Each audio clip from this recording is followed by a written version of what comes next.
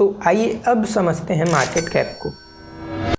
उससे पहले क्या है शेयर प्राइस। शेयर प्राइस एक नंबर है जो कंपनी के टोकन का प्राइस बताता है, ना कि उसके टोटल वैल्यू का। टोटल वैल्यू का जो प्राइस बताता है वो होता है मार्केट कैप। लोग कंफ्यूज हो जाते हैं, बिगिनर्स आमतौर पे वो सोचते हैं कि जो जिस टोकन का प्राइस ज़्यादा है, जिस शेयर का प्राइस ज़्यादा है, वो कंपनी का प्राइस वैल्यू भी ज़्यादा है। अगर ITC का 400 रुपये है और ब्रिटानिया का 6000, तो ब्रिटानिया का वर्थ ज़्यादा है। मगर ऐसा नहीं होता, वो डिसाइड होता है मार्केट कैप से। Number of total outstanding shares, यानी जितने भी टोकन हैं और एक एक टोकन का जो प्राइस है, यानी एक एक शेयर का जो प्राइस है, मान लो ये 100 रुपये है, तो 100 into total number of outstanding shares, वो उसका मार्केट कैप हुआ। यानी 100 इंटू 100 10,000 रुपये उसका मार्केट कैप हुआ। अब आमतौर पे लोग यहाँ तक समझ जाते हैं, मगर कन्फ्यूज़न होता है कि अगर उसका मार्केट कैप 1 लाख करोड़ रुपये है तो 1 लाख करोड़ रुपीज़ उसका मार्केट कैप सही है। असल पे ऐसा नहीं होता। मार्केट थोड़ा सा मैड होता है, डोनाल्ड ट्रंप की तरह। किसी शेयर को वो अच्छा प्राइस दे देता है और किसी को नहीं देता, भेदभाव करता है। तो अच्छे प्राइस के कारण हो सकता है कि उसका मार्केट कैप ज़्यादा हो, मगर असल में ना उसके पास एसेट है ना प्रॉफिट जो उसको एक अच्छी कंपनी बनाए।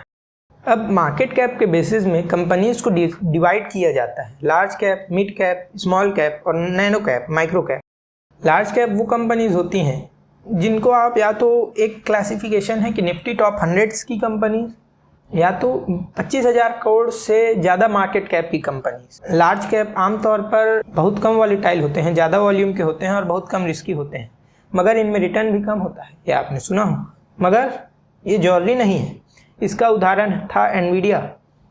वो लार्ज कैप होते हुए लार्ज कैप का भी लार्ज कैप बन गया सिर्फ 3 साल, 10 गुना रिटर्न। तो हर बार ऐसा हो जरूरी नहीं है, मार्केट नियम्स को भी तोड़ता है कई बार। फिर आता है मीडियम कैप, जिसको आप कह सकते हैं निफ्टी टॉप 500 की 100 से लेकर 250 तक की कंपनीज, या फिर आसान भाषा में 25,000 करोड़ से लेकर 5,000 करोड़ के मार्केट कैप तक की कंपनीज।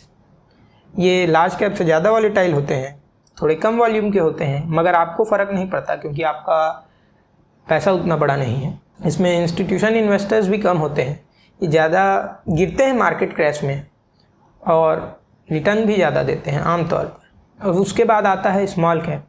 ये कंपनीज होते हैं 5,000 करोड़ से लेकर 500 करोड़ तक की, और इसको आप सेबी के अगर हम डेफिनेशन से जाएं तो निफ्टी 500 की 250 कंपनीज से लेकर 500 कंपनीज तक को कह सकते हैं।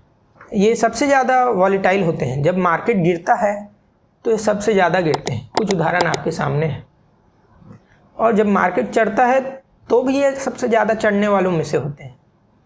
कुछ उदाहरण आपके सामने हैं। मगर आमतौर पे रिटेलर्स को एडवाइस किया जाता है कि इनसे आप दूर रहें, क्योंकि आप शुरुआत कर रहे हैं तो आपको पता नहीं। इसमें खराब उल्लू बनाने वाली कंपनियां बहुत होती हैं, तो इससे दूर रहना चाहिए। आप अगर अभी बिगनर हैं तो लार्ज कैप से ही चालू करें और इनमें ना फंसें, 2-3 साल बाद आ जाएं। और फिर नैनो कैप, जो 500 या 250 करोड़ से भी कम की कंपनियां होती हैं और 1 करोड़ तक की होती हैं, इनसे आप दूर ही रहें तो बेहतर है। इनसे बड़े बड़े इन्वेस्टर्स भी दूर रहते हैं। उनका कारण वॉल्यूम है, आपका कारण कम नॉलेज है। तो इस सीरीज़ का नेक्स्ट वीडियो जो पी रेशियो के ऊपर है, उसको देखने के लिए यहाँ पे क्लिक करें, और अगर अभी तक नहीं आई हैं तो सब्सक्राइब करें और अगले फ्राइडे का इंतज़ार करें। तब तक के लिए धन्यवाद।